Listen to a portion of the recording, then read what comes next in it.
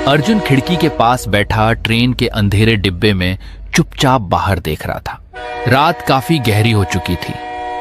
Train की खिड़की से बाहर सिर्फ काला अंधेरा दिखाई दे रहा था और बीच बीच में दूर किसी गांव की हल्की पीली रोशनी चमक कर गायब हो जाती थी।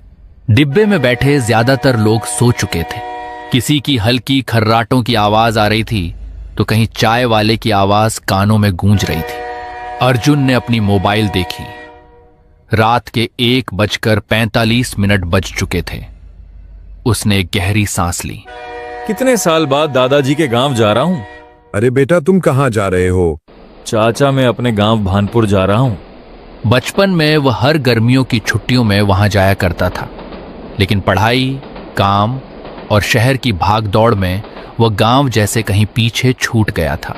इस बार दादाजी की तबीयत ठीक नहीं है, इसलिए पिताजी ने मुझे तुरंत गांव जाने को कहा था। ट्रेन धीरे धीरे अपनी रफ्तार कम करने लगी। बेटा, अगला स्टेशन तुम्हारा ही है शायद। अर्जुन ने सिर हिलाया।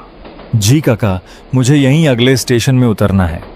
बेटा, रात बहुत हो गई है, संभल कर जाना। जी काका, शुक्रिया।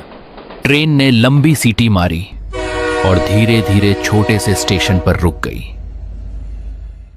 अर्जुन अपना बैग लेकर नीचे उतरा। प्लेटफॉर्म लगभग सुनसान था।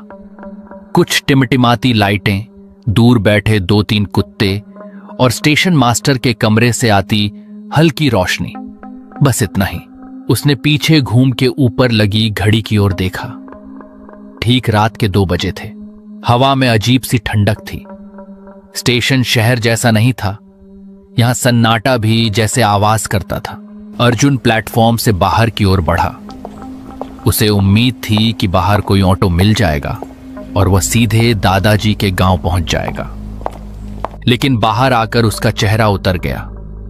पूरा स्टेशन रोड खाली पड़ा था।